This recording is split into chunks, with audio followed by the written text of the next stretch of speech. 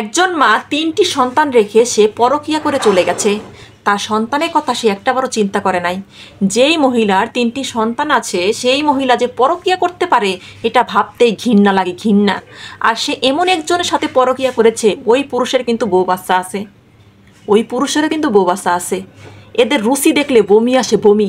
একজন ভাই আমাকে অনেক অনুরোধ করেছে যে আপু এই বিষয়টা নিয়ে ভিডিও বানাবেন, কিন্তু আমি এতটা ব্যস্ত, আমি সময় পাচ্ছি না। আপনারা একটু খেয়াল করলেই দেখবেন আমি কিন্তু এখন ঠিক মতো ভিডিও আপলোড করতেছি না। তারপর আপনারা অনেকেই আমার আগের ভিডিওগুলো দেখতেছেন, একটা দুইটা যে আমি ভিডিও আপলোড করতেছি আপনারা তাই দেখতেছেন। যারা দেখতেছেন আপনাদেরকে অসংখ্য ধন্যবাদ। এখন মূল বিষয়ে যাই। ওই ভাইয়াটা আমাকে অনেক অনুরোধ করতেছে, বলতেছে যে আপু এই বিষয়টা নিয়ে একটা ভিডিও বানান। তাই ভাইয়া আপনার উদ্দেশ্যে কিন্তু আজকের এই ভিডিওটা আমি বানাচ্ছি। আপনার স্ত্রী যে 3টা বাচ্চা রেখে চলে গেছে, বিশ্বাস করেন সে কখনো একজন ভালো মহিলা হতে পারে না। আমি এটা মনে প্রাণে বিশ্বাস করি। একজন ভালো মেয়ে সব ছাড়তে পারে, নিজের সন্তান সে ছাড়তে পারে না। আর যেই মহিলা নিজের সন্তান ছাড়তে পারে সে কখনো ভালো মহিলা হতেই পারে না, সে কখনোই হতে পারে না। সব থেকে দুঃখজনক বিষয় কি, সে একটা সংসার ভেঙে চলে গেছে, এমন একজন পুরুষের হাত ধরেছে, সেই পুরুষেরও বউ আছে, বাচ্চা আছে। তাহলে দেখেন তারা কয়টা জীবন নষ্ট করেছে। শুধু মেয়েটাকে বলতেছি না, আমাদের সমাজে কিছু কুলাঙ্গার পুরুষ আছে, নিজের বউ বাচ্চাকে ভালো লাগে না, আরেক বেটার বউরে তার ভালো লাগে। আরেক বেটার বউর মধ্যে যে সে কী পায় আমার মাথায় ধরে না। সে একটাবার চিন্তা করে দেখে না যে ওই মহিলা তার স্বামী সংসার ছেড়ে, তার বাচ্চা ছেড়ে আমার কাছে আসতেছে, আমি তাকে আনতেছি, তাকে ফুসলায় ফুসলায় আমি আনতেছি, এতে আমি কি পাচ্ছি? এর মধ্যে কি আছে, কি আছে এর মধ্যে? আমি আমার সন্তানকে ঠকাচ্ছি, আমার স্ত্রীকে আমি ঠকাচ্ছি। সে একটাবার চিন্তা করে দেখে না ওই নষ্ট জিনিসের মধ্যে সে যে কি পায় আমার মাথায় ধরে না। আমাদের সমাজে কিছু কিছু মানুষের রুচি দেখলে সত্যিই বমি আসে, সত্যিই বমি আসে।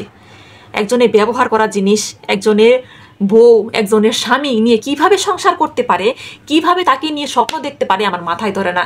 নিজের সন্তানকে ইতিম করে, নিজের স্ত্রীকে অসহায় মুহূর্তে ফেলে সে কিভাবে এই কাজগুলো করতে পারে, নিজের স্বামীকে ফেলে রেখে, নিজের সন্তানকে ফেলে রেখে সে কিভাবে এই কাজগুলো করতে পারে আমার মাথায় ধরে না।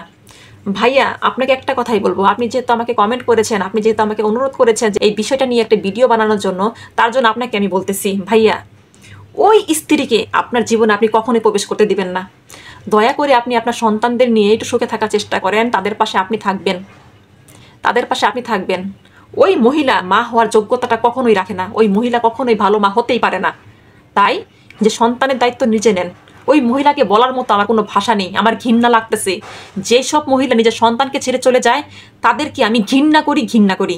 যেই পুরুষগুলো নিজের সন্তানের কথা চিন্তা করে না, নিজের স্ত্রীর কথা চিন্তা করে না অন্য একটি মহিলার জন্য, ওই সব পুরুষ মানুষগুলো এক কথায় কি জানেন, অমানুষ, অমানুষ।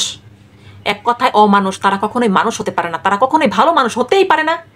যারা অন্য একটি মেয়ের জন্য নিজের স্ত্রী সন্তানকে ত্যাগ করে তারা কখনোই মানুষ হতে পারে না। আর যারা অন্য একটি বেড়ার জন্য নিজের স্বামী সন্তান ছাড়তে পারে তারা কখনো মানুষ হতে পারে না। এই দুই ধরনের নারী পুরুষ এক কথায় অমানুষ, অমানুষ। তারা তারা কখনো মানুষ হতে পারে না। তাদের ভালো কখনোই হবে না।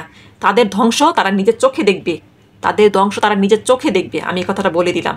যাই হোক ভাইয়া, ভালো থাকবেন। আর যারা পরকীয়া করতেছেন একটু ভেবে চিন্তে পরকীয়া করবেন। কি করতেছেন, এই পরকীয়ার মধ্যে কি আছে একটাবার চিন্তা ভাবনা করে পরকীয়ায় লিপ্ত হবেন।